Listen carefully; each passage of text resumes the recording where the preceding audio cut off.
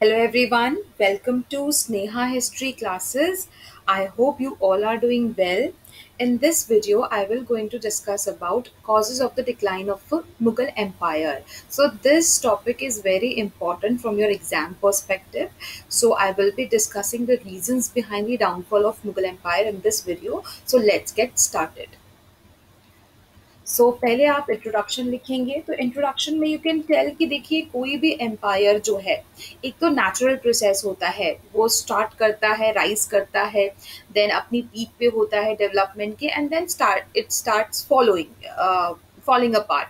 So this is a natural process. और empires जो है they are not raised in a day, nor do they fall overnight. ऐसा नहीं है कि सडनली जो है एक एम्पायर राइज कर गया और सडनली फॉल कर गया. मुगल एम्पायर को भी अगर हम देखेंगे तो क्या है कि बहुत सारे रीजंस थे स्लोली एंड ग्रेजुअली, जिसकी वजह से जो है जो मुगल एम्पायर है उसका अल्टीमेटली वो डिक्लाइन कर जाता है. ठीक है, तो बहुत सारे रीजंस थे, अब हम धीरे धीरे डिस्कस करेंगे. तो थोड़ा सा आप इसका बैकग्राउंड बता सकते हैं कि कैसा एम्पायर था, क्या क्या मतलब रीजंस थे डाउनफॉल के, एक दो पॉइंट्स बता के then you have to start discussing the main reasons behind the downfall. तो देखिए आई हैव सीन कि आपके ये जो क्वेश्चन है वो दो तरीके से पूछा गया है एग्जाम में. एक तो ये ओवरऑल कॉजेज पूछते हैं बिहाइंड द डाउनफॉल, और एक क्वेश्चन में जैसे कि औरंगजेब का रोल क्या था behind the downfall of the Mughal empire. तो अगर सिर्फ औरंगजेब का पूछेंगे तो आपको सिर्फ औरंगजेब की जो पॉलिसीज थी उसकी वजह से जो डाउनफॉल हुआ आप उसको मेंशन करेंगे. बट अगर ओवरऑल आता है आपको कि ओवरऑल आप बताइए कि क्या रीजन था डाउनफॉल का, तो उसमें आप जनरल जो कॉजेज है वो भी लिखेंगे, प्लस जो औरंगजेब की पॉलिसीज थी वो भी लिखेंगे. पहले हम थोड़े जनरल कॉजेज कर लेते हैं. इस वीडियो में आज हम जनरल कॉजेज ही करेंगे. इसके बाद जो नेक्स्ट वीडियो होगी उसमें औरंगजेब का हम अलग से जो है उसका रीजन जो था because of the downfall of Aurangzeb policy वो हम अलग से कर लेंगे. तो चलिए सबसे पहले हम देखते हैं what are the causes behind the downfall decline. तो सबसे पहले है despotic nature of the Mughal empire and the lack of popular support. तो अब देखिए क्या हुआ कि जो मुगल रूलर्स थे डिस्पोटिक थे.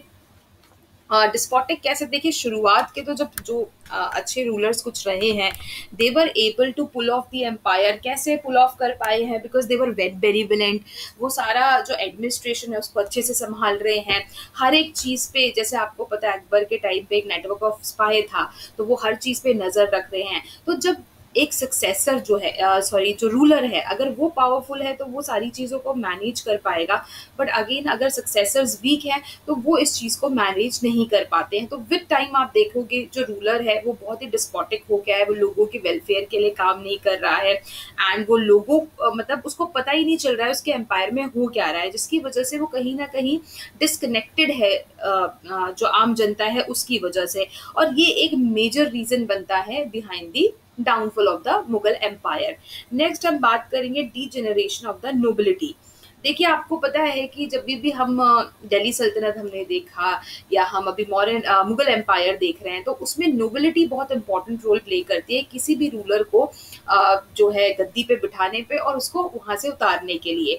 उसमें क्या है कि कुछ बड़े इंपॉर्टेंट शुरुआत में नोबल्स रहे जैसे कि बैरम खां, मुनीम खान, मुजफ्फर खान, अब्दुल रहीम खान खाना, इतिमादुद्दौला, मेहताब खान, असफ खान. तो ये कुछ इंपॉर्टेंट नोबल्स थे जो एक पिलर की तरह उन्होंने काम किया मुगल एम्पायर के लिए. बट विद टाइम क्या हुआ, इस तरीके के जो मतलब there were no longer such strong man in the empire. तो विद टाइम क्योंकि उनकी स्कैरसिटी आने लगी, रूलर भी वीक था, तो जिसकी वजह से आप देखेंगे again it led to the decline. जैसे कि औरंगजेब के टाइम की अगर हम बात करें तो औरंगजेब के टाइम पे जो नोबल्स थे या जो मिनिस्टर्स चूज किए जाते थे वो मेरिट के बेसिस पे नहीं होते थे.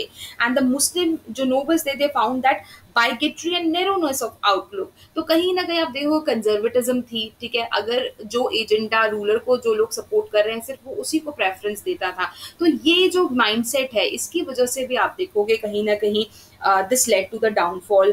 And when one very important policy was the Escheat law of Escheat, जो जब्ती सिस्टम था, जिसमें क्या होता था कि अगर हम आपको मनसबदारी सिस्टम याद होगा जो इससे पहले मैंने टॉपिक करवाया था, तो मनसबदारी में क्या था कि जो मनसबदार थे उनको हेरिडिटरी नहीं थी, और जो उनका रोल था वो हेरिडिटरी नहीं था, जिसकी वजह से क्या होता था कि उसको पता था उसके मरने के बाद जितनी भी प्रॉपर्टी है वो जो गवर्नमेंट है वो कॉन्फिस्केट कर लेगी। इसी वजह से वो बहुत ही लग्जूरियस लाइफ एंजॉय करते थे और किसी भी तरह डेवलपमेंट के ऊपर ध्यान नहीं देते थे। So this also degeneration of nobility and such policies of the Mughal empire, this led to the again downfall of the Mughal empire. Next हम बात करेंगे degeneration of the Mughal army. तो अगेन जिस तरीके से नोबिलिटी में डीजेनरेशन होती है, आप देखोगे आर्मी में भी आप फुल फ्लेश्ड मनसबदारी हम सिस्टम बहुत अच्छे से ऑलरेडी डिस्कस कर चुके हैं। एंड एक और रीजन क्या था कि ये जो मनसब की छोटी छोटी आर्मीज थी, तो ये अलग अलग रेशियल एलिमेंट्स था इसमें, कि कुछ अफगान्स थे, कुछ टर्क्स थे, कुछ उज्बेक्स थे, पर्शियंस थे, ठीक है। तो इस तरीके से आर्मी डिवाइडेड थी, तो उनमें कभी भी आपको यूनिटी नहीं देखने को मिलती थी। एंड ये जो आर्मी होती थी ये अपने मनसबदार के लिए ज्यादा लॉयल होती थी as compare to the ruler. So all and it was not a national army, जिसकी वजह से आप देखोगे मुगल आर्मी भी धीरे धीरे डीजेनरेट हो रही है। And this again led to the क्योंकि मिलिट्री सिस्टम में डिफेक्ट आ गया है, तो ऑब्वियसली वो बहुत लंबे समय तक तो बैटल्स अब जीत नहीं पाएंगे, and this led to the decline. Now next आता है एक्सपोज्ड टू फॉरेन इन्वेजन। देखिए अब इस समय पे क्या हो रहा है कि फॉरेन इन्वेडर्स जो हैं, क्योंकि पासेस के थ्रू बार बार इन्वेडर्स आ रहे हैं, दे आर अटैकिंग, और जो भी चीजें हैं वो लूट एंड प्लंडर करके चले जाते हैं, तो इनको कॉन्स्टेंटली बाहर की जो पावर्स हैं उनका भी सामना करना पड़ता है। और एक और इम्पॉर्टेंट चीज है, अकबर के टाइम पे ही has always considered Kabul, Ghazni, Kandahar line, ये जो तीन जो ये प्लेसेस हैं, इनकी जो ये लाइन है, ये दिस वाज वेरी इंपॉर्टेंट अगर स्ट्रैटेजिक लोकेशन की बात करें और प्रोटेक्शन की बात करें, सेफ्टी की, तो उसके अकॉर्डिंगली ये लाइन बहुत ही इंपॉर्टेंट थी। तो इसी वजह से उन्होंने कांधार को 1595 में कैप्चर किया। And during the 17th century the north western frontier province was the main area of the activity of the Mughals. तो देखिए जब ये अकबर थे या इंपॉर्टेंट ये जो मुगल रूलर्स रहे हैं, इन्होंने जब तक इस एरिया पे ध्यान दिया तब तक तो ये लोग सेफ थे। बट आगे चलकर क्या होता है, क्योंकि देखो एक तरफ मुगल एम्पायर है, दूसरी तरफ पर्शियन एम्पायर भी पावरफुल हो रहा है, एंड उसकी नजर भी कंधार के ऊपर है।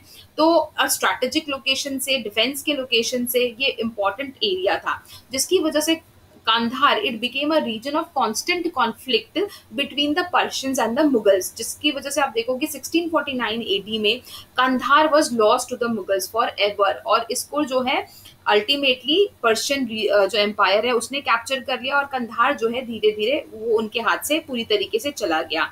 एंड एक बार जब कंधार चला गया तो जिसकी वजह से फिर मुगल्स के जो डिफेंस सिस्टम है उसको बहुत ज्यादा जो है आप देखोगे उस पर बहुत एडवर्स इफेक्ट पड़ता है, बिकॉज अफगानिस्तान एक इम्पॉर्टेंट रीजन चला गया। सो एक ये भी है क्योंकि धीरे धीरे वो सारे इंपॉर्टेंट एरियाज इनके हाथ से जाते जा रहे हैं, तो this also led to the decline. Next आता है deterioration in the character of the Mughal rulers. So देखिए शुरुआत के जो रूलर्स थे वो काफ़ी पीस लवर्स थे और अपनी एडमिनिस्ट्रेशन को अच्छा करने की कोशिश कर रहे थे, एक्सपेंशन भी कर रहे थे, लोगों के वेलफेयर के लिए भी काम कर रहे थे। बट धीरे धीरे आगे चलकर आप देखेंगे, अगर हम स्पेशली औरंगजेब की बात करें तो आप देखोगे he became ease loving and cowardly. मतलब औरंगजेब तक तो फिर भी still the situation was good, क्योंकि औरंगजेब की खैर कुछ पॉलिसीज ऐसी थी, वो अभी हम डिटेल में करेंगे, जिसकी वजह से डाउनफॉल होता है। बट औरंगजेब फिर भी ट्राई कर रहा था कि अपने एम्पायर को एक्सपेंड करे। बट उसके बाद जो रूलर्स आए they were kind of ease loving, वो अपनी लग्जरी में रहना चाहते थे, कुछ डेवलपमेंट के लिए उन्होंने काम नहीं किया, और जो भी उनका बचा कुचा एम्पायर था वो धीरे धीरे सब गवाते चले गए। तो इसकी वजह से जो कैरेक्टर था रूलर का वो भी एक बहुत इंपॉर्टेंट पार्ट रोल प्ले करता है, बिकॉज वीक सक्सेसर होगा तो वो इतने बड़े एम्पायर को संभाल नहीं पाएगा। And this also led to the degeneration or decline of the Mughal empire. Then comes the corruption in the Mughal administration. So corruption in the Mughal administration में क्या है कि देखिए क्योंकि मनसबदारी सिस्टम था, हमने देखा जागीरदारी सिस्टम था, तो विद टाइम क्या था कि ये जो ऑफिसर्स थे, बिकॉज देखिए मनसबदारी सिस्टम भी अगर आपको याद होगा तो जो रूलर था, ठीक है, उसके विल पे ही सब कुछ डिपेंड करता था कि कौन आएगा, अपॉइंट होगा, कौन प्रमोट होगा। तो अब क्या है, क्योंकि देखो रूलर भी कहीं ना कहीं somehow you will see कि ही इज ऑल्सो करप्ट, कि वो मेरिट के बेसिस पे नहीं किसी को पोजीशन दे रहा है, वो अपने पर्सनल फेवरेटिज्म की वजह से दे रहा है, तो जिसकी वजह से आप देखोगे करप्शन है। सिमिलरली ऑफिशियल्स में भी करप्शन है। तो धीरे धीरे करप्शन ने जो है पूरे सिस्टम को वो धीरे धीरे खोखला करते चले गए। अगर आपको जागीरदारी सिस्टम याद होगा तो जागीरदारी में क्या हो रहा था, पेन एंड पेपर, पेपर पे तो लिखा गया कि ये जागीर दी गई है, बट इन रियलिटी वो नहीं दी गई थी। तो ऑल दिस मतलब ये करप्शन क्योंकि एडमिनिस्ट्रेशन में आ गया था, तो this again led to the decline. इसके बाद आता है इकोनॉमिक बैंकरप्सी। सो देखिए अकबर के टाइम तक बहुत स्ट्रांग था सिस्टम, ठीक है, बहुत एम्पायर बहुत ज्यादा स्ट्रांग था, और उसके पास कुछ ऐसे मिनिस्टर्स भी थे जो इस चीज के ऊपर ध्यान रखते थे, जैसे कि फाइनेंस मिनिस्टर राजा टोडरमल, ठीक है। इसके बाद आप देखोगे अकबर की डेथ के बाद इकोनॉमी जो थी, क्योंकि जो जागीरदारी क्राइसिस हुई, ठीक है, मनसबदारी सिस्टम में भी काफी करप्शन था, एंड रेगुलर फैमिन्स हो रहे थे, और बार बार उनको वॉर्स लड़नी पड़ रही थी, तो all these things led to the economic bankruptcy, ठीक है। इकोनॉमिकली धीरे धीरे एम्पायर वीक होने लग गया। ऊपर से आगे आप देखेंगे जो शाहजहां है उसने इतनी स्प्लेंडेड बिल्डिंग्स जैसे ताजमहल और बिल्डिंग्स कंस्ट्रक्ट करवानी शुरू कर दी, जिसमें क्या है कि पूरा का पूरा जो गवर्नमेंट का खजाना था वो खर्च हो गया। तो ऑल दीज थिंग्स, क्योंकि अब पैसा नहीं है, तो धीरे धीरे अगर पैसा नहीं है तो आप मिलिट्री पे कैसे लगाओगे और चीजों पे कैसे लगाओगे, तो this also led to the downfall. Next आता है intellectual bankruptcy of the Mughals. तो देखिए एक तो होता है इकोनॉमिक, पैसे की वजह से, दूसरा इंटेलेक्चुअल, कैसे कि this was because of the पॉसिटी of N efficient system of education in the country, ठीक है, क्योंकि इन्होंने एजुकेशन के ऊपर ज्यादा ध्यान नहीं दिया, which could properly train the intellect and emotion of the public, impart to them the qualities of leadership, and thus ensure the requisite supply of right type of men for various fields of activity from among the masses। तो ये आप देखोगे एक जो intelligent mind है, because education system पे ध्यान नहीं दिया, तो धीरे धीरे उसका भी एब्सेंस आपको देखने को मिलता है। And thus for want of a healthy educational system the Mughals in the 18th century produce no political genius. जैसे कि अकबर ने खैर फिर भी थोड़ा बहुत इसके ऊपर ध्यान दिया है, बट आगे के जो रूलर्स हुए उन्होंने इस चीज पे जो है उसके ऊपर एम्फेसाइज नहीं किया। तो this also led to the somehow, क्योंकि देखो एक इंटेलेक्चुअल क्लास जब नहीं होगी तो वो लोग क्या है, रिसर्च नहीं करेंगे, वो पॉलिसीज को नहीं देखेंगे कि क्या होना चाहिए जिसकी वजह से एम्पायर को बेनिफिट होगा। तो जब इस तरीके के माइंड का एब्सेंस होता है, ठीक है, अब डार्कनेस, इग्नोरेंस जैसे जैसे समाज में बढ़ती जाती है, वो समाज फिर आप देखोगे धीरे धीरे वो डाउनफॉल की तरफ ही जाता है। नाउ नेक्स्ट आता है the growth of rival and hostile groups eight the Mughal court and camp. क्योंकि आपको पता है मुगल्स में मुगल एम्पायर में बहुत अलग अलग तरीके के लोग थे, रेसेस के लोग एक साथ रहते थे, तो जिसकी वजह से उनके बीच में जो है राइवलरी भी बहुत ज्यादा थी, कॉन्फ्लिक्ट्स भी बहुत ज्यादा थे। स्पेशली अगर आप मुगल कोर्ट में नोबल्स की बात करें तो आपको दो फ्रैक्शन देखने को मिलते हैं, दो फैक्शन, एक है Turanis of Central Asian faction and the Irani और Persian faction at the Mughal court. अब ये जो फैक्शंस है ये अफगान्स को अपोज करते हैं, कभी कभी आपस में लड़ते हैं, ठीक है, तो इस वजह से इनके बीच में काफी डिफरेंसेस हैं। एंड कई बार क्या होता है, जो राइवल फैक्शन है वो क्या करता है, वो ट्राई करता है कि जो किंग है उसके ईयर को पॉइजन कर सके, एक दूसरे के खिलाफ भड़काने लगते हैं, धीरे धीरे जो रूलर है वो भी इनके हाथ में एक पपेट की तरह ही रह जाता है। So this is also again one reason. इसके बाद नेक्स्ट आता है vastness of the Mughal empire and poor means of transportation and communication. देखिए अब औरंगजेब के टाइम पर आते आते उसने डेक्कन के भी एरियाज को कॉन्कर कर लिया था, तो उससे क्या होता था कि जब वो डेक्कन में आता था तो नॉर्थ में रिवोल्ट हो जाता था, जब वो नॉर्थ में जाता था तो डेक्कन में रिवोल्ट हो जाता था। तो जब इतना बड़ा एम्पायर है तो उसको पूरा संभाल के रखना, अगर एक स्ट्रॉन्ग रूलर है, अगेन आई विल से, उसके पास अच्छे स्ट्रॉन्ग ऑफिशियल्स हैं तो वो सबको मैनेज कर पाएगा। बट अगर रूलर वीक है, ऑफिशियल्स उसके पास इतने अच्छे नहीं है, तो उसको इतने बड़े एम्पायर को संभालना बहुत मुश्किल होगा, क्योंकि ट्रांसपोर्टेशन नहीं है, कम्युनिकेशन, क्योंकि बहुत महीनों लग जाते थे एक जगह से दूसरी जगह जाने में। So again this also led to the downfall, क्योंकि बहुत बड़ा एम्पायर है और उसको मैनेज करना बहुत मुश्किल हो रहा था। नाउ नेक्स्ट आता है absence of good naval power. तो आप देखोगे this is also one reason कि इन्होंने नेवी के ऊपर कोई ध्यान नहीं दिया। नेवल स्ट्रेंथ के ऊपर इसको नेग्लेक्ट किया, जिसकी वजह से आप देखोगे वहां से यूरोपियंस आने लग गए। और आपको पता है फिर जब ब्रिटिशर्स आए, वो भी हम पॉइंट करेंगे, ठीक है, वो भी इसी नेवी के थ्रू ही आए थे, उनकी नेवल पावर काफी स्ट्रांग थी। और धीरे धीरे ये लोग जो यूरोपियंस थे वो अपने आप को अपना स्ट्रांग होल्ड यहाँ पे रखने लग गए। और क्योंकि इन्होंने वो चीज पे ध्यान नहीं दिया, तो धीरे धीरे ये सारे, स्पेशली ब्रिटिशर्स की हम बात करें, सारे एरियाज को वो कैप्चर करते चले गए। तो दिस बट मराठास जैसे हैं, उन्होंने तो इस चीज के ऊपर ध्यान दिया था, उन्होंने अपनी नेवी को स्ट्रांग बनाया जिससे कि वो चेक रख सकें ब्रिटिश पावर के ऊपर। बट मुगल्स ने ऐसा नहीं किया, जिसकी वजह से it led to the downfall.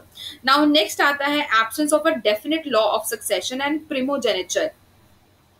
कि देखिए लॉ ऑफ सक्सेशन के पीछे भी बहुत कुछ होता है कि सारे जो एक जब राजा और प्रेमोजेनेटिव क्या होता है कि जो एल्डेस्ट नेक्स्ट एल्डेस्ट सन है वो रूलर बनेगा। तो देखिए राजा के जीवन काल में वो कभी ये नहीं बताता था, एक्चुअली क्लियरली डिफाइन नहीं था कि नेक्स्ट रूलर कौन बनेगा। तो जिसकी वजह से क्या है कि काफी कंफ्यूजन रहती थी। और क्योंकि बच्चे इतने सारे थे, they used to fight with each other, ठीक है, ओवर द थ्रोन, कि मेरे को थ्रोन चाहिए। तो इस तरीके से इनके बीच में काफी फाइट्स होती रहती थी। कई बार तो ये काफी कॉन्ट्रोवर्सीज में भी होते थे एंड कॉन्स्पायर करते थे एक दूसरे के अगेंस्ट, जिसकी वजह से अगेन क्योंकि आपस में ही जब ये लड़ते रहेंगे तो एम्पायर पे क्या ध्यान देंगे। तो इसकी वजह से भी it led to the downfall. And ये मैं आपको बहुत ही आसान शब्दों में बता रही हूँ in order to make you understand कि ये सब है क्या चीजें। तो ये सब कुछ रीजन थे कि जिसकी वजह से जो मुगल एम्पायर है उसका डाउनफॉल हो जाता है। नेक्स्ट आता है invasion of Nadir Shah and Ahmad Shah Abdali. तो देखो इन्वेडर्स के का तो इनको हर वक्त सामना करना पड़ रहा है। एंड नादिर शाह और अगर अहमद शाह अब्दाली की बात करें तो बड़े ही स्ट्रांग थे। ये बार बार मतलब आप देखोगे इन्होंने इनकी नाक में दम करके रखा हुआ था। बार बार they used to come, they used to loot and plunder, and उसके बाद ये वापस चले जाते थे। अगर हम बात करें नादिर शाह की, so he carried away from India a booty worth about 70 crore of rupees. Just imagine 70 crore रुपए उस समय ये यहाँ से लूट के ले गया था। इसके बाद पीकॉक थ्रोन भी ले गया, कोहिनूर डायमंड भी ले गया। तो जिसकी वजह से भी क्या है कि मुगल एम्पायर की फाइनेंशियल पोजीशन बिल्कुल ही खराब हो गई थी। एंड इसके बाद अहमद शाह अब्दाली, तो नादिर शाह तो पहले ही परेशान कर रहा था, अहमद शाह अब्दाली ने भी यही चीज करी। आते थे, अटैक करते थे, लूट एंड प्लंडर करके काफी जो वेल्थ है वो लेके चले जाते थे। तो जिसकी वजह से अगेन फाइनेंशियल पोजीशन काफी वीक हो गया और कहीं ना कहीं कंफ्यूजन क्रिएट होती थी, क्योंकि आप अपने एम्पायर को प्रोटेक्ट नहीं कर पा रहे, तो लोगों के अंदर भी वो डर है। तो ये एक इम्पॉर्टेंट रीजन है जिसकी वजह से भी द मुगल एम्पायर का डाउनफॉल हो जाता है। लास्ट आता है very important rise of British power in India, because Britishers एक ईस्ट इंडिया कंपनी की तरह आए, ठीक है, पहले उन्होंने फ्री ट्रेड्स लिए इनसे, ठीक है, अपने ट्रेड को फ्लरिश किया। एंड धीरे धीरे जब वो यहाँ के लोगों को समझ गए, so they started capturing the territories, ठीक है, उनको ये चीज समझ आ गई कि बहुत ही वेल्दी कंट्री है और ये यहाँ से ये बहुत वेल्थ एक्यूमुलेट कर सकते हैं। एंड डिवाइड एंड रूल की जो इन्होंने पॉलिसी खैर अडॉप्ट करी है, ठीक है, और इस तरीके से आप देखोगे बैटल ऑफ प्लासी ये जीतते हैं, बक्सर, एंड उसके बाद तो बहुत सारी बैटल्स और काफी लंबे समय तक आप देखोगे ब्रिटिश इंडिया में रहते हैं। सो बिकॉज मुगल इनके ऊपर चेक नहीं कर पाए, एक ट्रेडिंग कंपनी की तरह ये आए, इनको उन्होंने इनकी पावर को देखा नहीं, एंड जिसकी वजह से धीरे धीरे ये स्ट्रांग होते चले गए। And because Britishers became strong, this led to the downfall of the Mughal Empire. So these are some important reason behind the downfall of the Mughal Empire. तो आप ये सारे इंपॉर्टेंट रीजन लिखेंगे। इसके बाद हम औरंगजेब, बिकॉज औरंगजेब को बड़ा ही ज्यादा इंपॉर्टेंस दी जाती है, क्योंकि जो उसकी पॉलिसीज थी, जो प्रोग्राम्स थे, जो भी उसका एटीट्यूड था, जो कैरेक्टर था, जो चीजें उसने अडॉप्ट करी, वो भी एक बहुत मेजर रीजन बनता है बिहाइंड द डाउनफॉल, इसलिए हम उसको सेपरेटली करेंगे। सो आई होप ये आपको टॉपिक क्लियर हो गया होगा। Thank you so much for watching this video. If you like the video, so please subscribe the channel, like, share and comment. Thank you so much and I'll see you in the next video. Till then, take care, stay safe.